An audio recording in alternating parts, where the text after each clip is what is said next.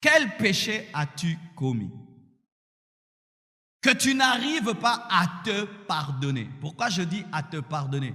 Parce que Dieu t'a déjà pardonné, mais tu es tellement orgueilleux spirituellement que tu n'arrives pas à recevoir la grâce de Dieu.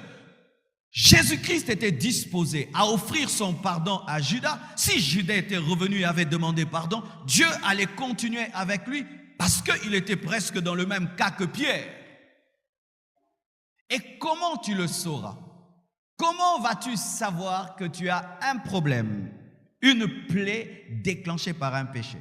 C'est lorsque tu continues à confesser un péché d'il y a 10 ans, d'il y a 3 ans, d'il y a 5 ans, tout le temps. Lorsque tu as un petit problème, tu confesses ce péché. Seigneur, pardonne-moi, c'est parce que j'avais avorté. Seigneur, pardonne-moi, c'est parce que j'avais avorté. J'ai pas d'enfant parce que j'avais avorté. C'est parce que j'avais avorté. Seigneur, pardonne-moi. Peut-être c'est l'avortement que j'ai fait il y a 10 ans. Que tu continues à confesser tout le temps un péché que Dieu t'a oublié. Tu jeûnes pour ça. Et même dans ce jeûne, tu es en train de demander pardon pour un péché que tu as commis il y a 3 ans. Tu as une blessure intérieure qui provient du légalisme. Tu ne vis pas selon la grâce, tu vis selon la loi. Bienvenue dans cette prédication puissante du pasteur Marcelo Tunasi sur les blessures intérieures. Ouvre ton cœur et laisse-toi toucher, car Dieu veut te restaurer. Reste connecté jusqu'à la fin de cette vidéo, car un message de guérison t'y attend. Aujourd'hui, c'est ton moment, le moment de laisser tes blessures être transformées en pain. Pourquoi Jésus-Christ s'occupe si prioritairement, si on peut le dire, du cœur? C'est parce que le cœur est le moteur de l'homme. Le cœur est la source de la force. La Bible dit, garde ton cœur plus que tout, parce que de lui proviennent les sources de vie. Donc si un cœur est malade, toute la vie de l'homme est malade. Si un cœur est blessé, toute la vie de l'homme est malade. Et lorsque je parle du cœur, je ne parle pas de ton cœur physique, mais je parle de ton âme, de ton âme. Dans la Bible, deux fois, le cœur, c'est l'esprit, deux fois, le cœur, c'est l'âme. Mais quand je parle du cœur, je parle de l'âme. Le cœur, c'est la source. Amen. Ainsi, frères, sœurs, tu peux avoir un esprit sauvé parce que tu as reçu Jésus-Christ dans ta vie comme ton Seigneur et Sauveur, mais tu peux avoir une âme malade. C'est pourquoi on dit ceci, nous sommes sauvés dans notre esprit, nous sommes en train d'être sauvés dans notre âme et nous serons sauvés dans notre corps. Notre esprit est déjà sauvé, né de nouveau, mais notre âme est en train d'être sauvé, c'est-à-dire est en train d'être travaillé par la parole, travaillé, transformé par la parole et par le Saint-Esprit pour l'amener à la ressemblance de Christ. Et notre corps sera sauvé parce que malgré que nous sommes nés de nouveau, nous vieillissons, nous tombons malades, nous sommes faibles, nous sommes mortels. Et le corps sera sauvé le jour où il sera ressuscité et portera le corps glorieux comme Jésus. Donc là, nous sommes en train de parler de ton âme, qui peut être malade même si tu es né de nouveau. C'est pourquoi des fois nous sommes étonnés de dire comment ce frère se comporte mal comme ça, comment ce frère réagit mal comme ça, pourquoi ce frère est toujours triste, pourquoi il est renfermé malgré qu'il prie, il parle en d'autres langues. Souvent, c'est un problème de l'âme. L'âme qui n'est pas traitée, l'âme qui n'est pas soignée. C'est pourquoi Jésus-Christ, lorsqu'il est venu, il est aussi venu pour guérir les cœurs brisés. Parce que autant l'os peut être brisé, le cœur peut être brisé. Et tu peux être assis là, tu as un cœur brisé. Par beaucoup de choses dont nous parlerons. Et j'aimerais vraiment vous demander, et je prie le Seigneur, que tu ne puisses pas seulement entendre ce message, mais qu'il puisse vraiment te guérir, car une personne blessée ne fera que blesser les autres. Une personne qui a une âme malade ne vivra jamais sa destinée, jamais. Une personne malade ne peut devenir un athlète. Une personne malade ne peut faire un sprint. Et une personne qui a une âme malade ne peut servir Dieu au maximum. Tu auras toujours des limites dans ta manière de servir Dieu. Tu auras toujours des limites dans le plan de Dieu pour toi. Et tu blesseras même les personnes qui sont venues pour t'aider. Tu blesseras les personnes que Dieu a envoyées vers toi pour te faire du bien. Mais comme tu es malade, tu blesseras aussi les autres. Si tu ressens en toi, hier ton âme avait beaucoup de capacités, mais aujourd'hui ton âme faiblit, vérifie, il y a une blessure quelque part. Une blessure quelque part. Quand tu es blessé au niveau du muscle, le muscle qui pouvait se tendre facilement n'arrive plus. Et quand tu es blessé au niveau de l'âme, l'âme qui pouvait ne sait plus, ne sait plus. Tu as même peur de livrer ton âme comme tu l'avais livrée un jour. C'est pourquoi les déceptions amoureuses sont à prendre au sérieux. Si tu as connu une déception en amour, tu ne dois pas seulement sortir de la relation. Tu dois vérifier si cette déception n'a pas affaibli ton âme, de peur que quand tu vas te marier, tu puisses te marier avec une âme qui est faible et qui sera incapable d'aimer ton prochain mari ou ta prochaine femme, ou d'aimer ton conjoint, ta conjointe, ou même d'aimer tes propres enfants quand vous voyez quelqu'un est parent. Mais il n'aime pas ses enfants, c'est parce que dans l'éducation qu'il a reçue, son père ou sa mère l'a tellement blessé qu'il va dans le mariage avec une âme faible et se sent incapable de donner de l'amour à ses enfants parce que lui-même n'en a pas reçu. Tu dois vérifier cela, mes frères. Tu atteins ce niveau où rien ne peut te perturber, c'est ça la vraie paix. Mais il est très difficile d'être imperturbable si on a des blessures intérieures. Car sachez, mes frères, vivre dans la paix est une grande victoire.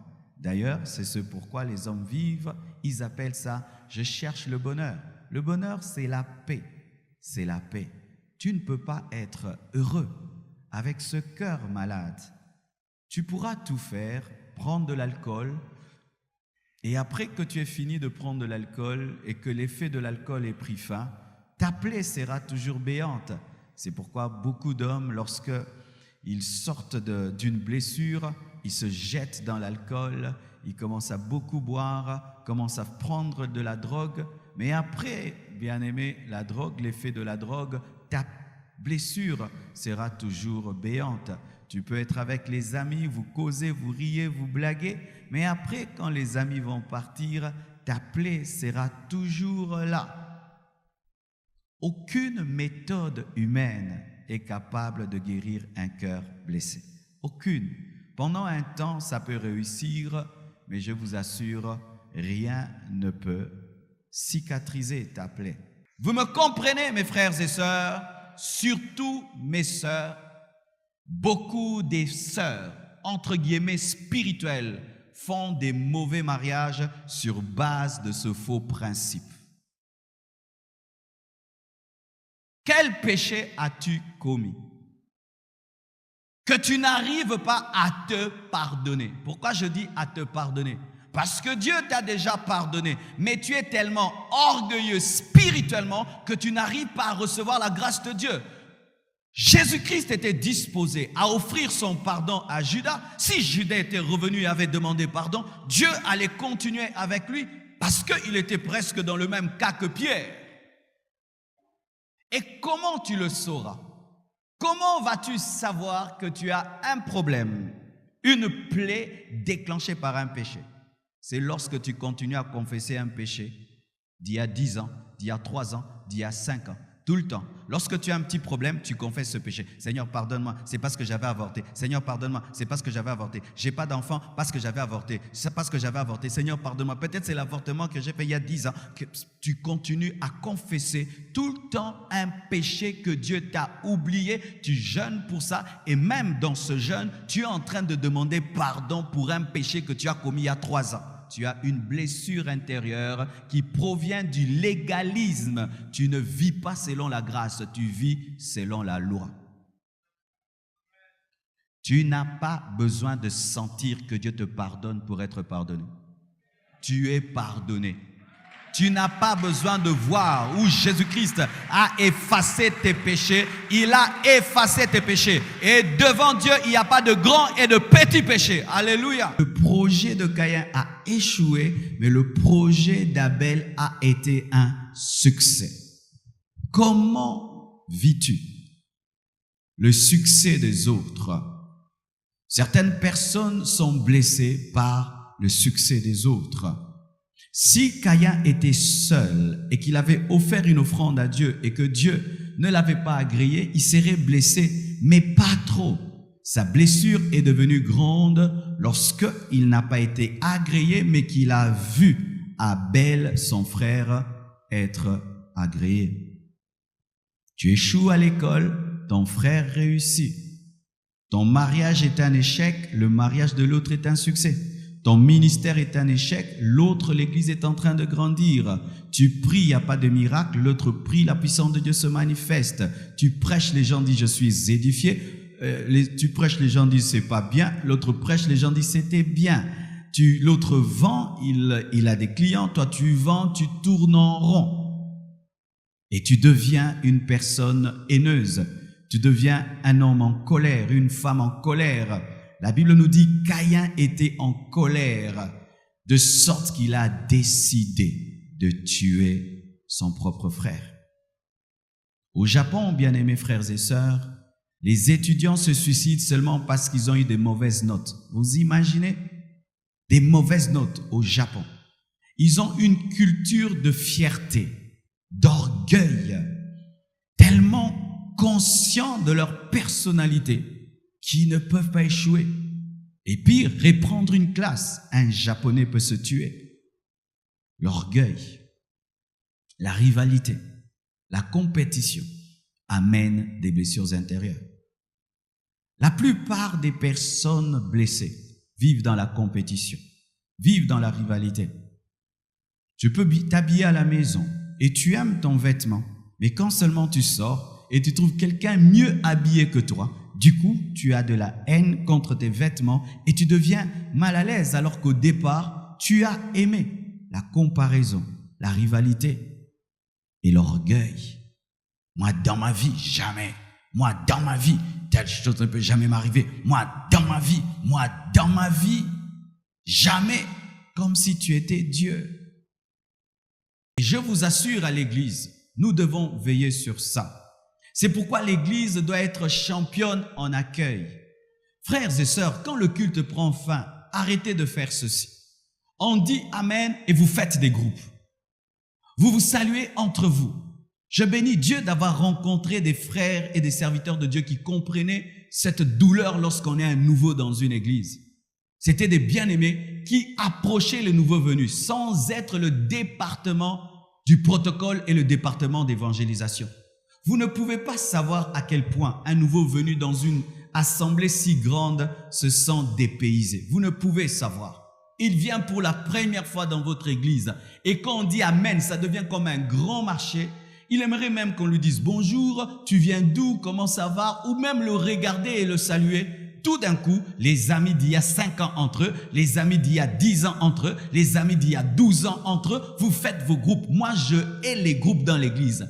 Si j'aime des groupes, c'est des groupes qui font grandir l'église. Mais des groupes qui deviennent comme des kystes à l'église ne servent à rien. Alléluia.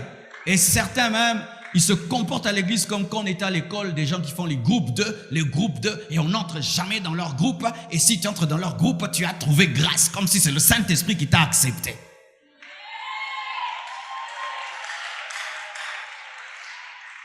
Ça, vous ramenez les choses de l'université à l'église. Vous ramenez les choses du quartier à l'église. À l'église, il n'y a pas des clubs. Amen. Hein? Nous sommes une même famille. Nous sommes frères et sœurs. Quand le culte prend fin, vous devez plus regarder ces nouveaux-là qui se tiennent debout. Ils ne connaissent personne le saluait. Moi, c'est le frère, moi, c'est ce que je faisais. Moi, c'est le frère Marcelo. Je suis content de te voir. Moi, c'est le frère Marcelo. Et qu'est-ce qui se passe? Lorsque le nouveau reviendra à l'église, il va chercher le frère Marcelo. Et quand je suis devenu président de la jeunesse, je faisais des foules, je faisais des plaintes. Pourquoi? Parce que j'étais relationnel. Mais c'est pourquoi toi, si on te donne le poste, personne ne vient. Pourquoi? Avant. Alléluia. Tu arrives, tu sens toi tu as un parfum là, hein? Tu entres dans la maison. Ok, bon, mais tu sais ce que je sentais? J'avais la paix. Et je me sentais bien chez nous. Vous voyez ce qu'on dit qu'on n'est jamais mieux que chez soi? Je le sentais. Là-bas, c'était beau, c'était bien. Mais je n'étais pas aussi libre que chez nous. Chez nous, j'avais la paix. Je n'avais pas tout, mais j'avais la paix. C'est quand j'ai appris à vaincre les blessures intérieures. On est mieux que chez soi. Et tu dis à ton ami, c'est mon père, c'est ma mère, c'est chez nous. Fanda na kita chez nous, ana fanda. So ki boya nga po na zabongo te Dieu na o, nga na obonga kana vie. Alléluia. Ne nie pas chez vous. Tu amènes ton ami, tu l'amènes. Et pas bozabwe, tozabwe. Oboyanga. Eza lelo nanga, lobi oyo yebi, kendaka déjà libéré chemin. Je te prêche pas des choses en l'air, je te prêche ma vie. Mes frères, quelqu'un qui vient d'une très très belle maison et qui a de la personnalité, c'est normal. Mais quelqu'un qui vient d'une bicoque, mais il a de la personnalité, ça c'est un homme. Oui, ça c'est un homme. Pourquoi? Il doit faire un effort pour accepter l'intérieur et dominer l'extérieur. Alléluia. Mais des années après, nous nous rencontrons avec ses amis dans des avions. Il vient, moi aussi je vais, il revient, je reviens, nous revenons. Frère, ce que tu es aujourd'hui n'est pas la fin de ta vie. Ce que tu traverses aujourd'hui n'est pas la fin de ta vie. Refuse les blessures parce que tu n'as pas mangé, tu n'as pas porté les vêtements à la mode. D'ailleurs, la mode, ça change tout le temps. Avant, les pattes d'éléphant, c'était la mode. Maintenant, sur la petite patte d'éléphant, c'est Kyo. Avant, c'était les boogies. Sikoyo, ra, tozong susu, boogie. Je ne suis pas à la mode, je suis complexé. Pourquoi? Je n'ai pas la chaussure à la mode, je n'ai pas le pantalon à la mode. Bien-aimé, tu es blessé pour rien, pour rien. Et certains même croient qu'à la compassion, il faut être très très bien habillé pour venir. L'église n'a vu dans ma propre noyauté. Le kouta, surtout ma débrouillère. Ma débrouillère.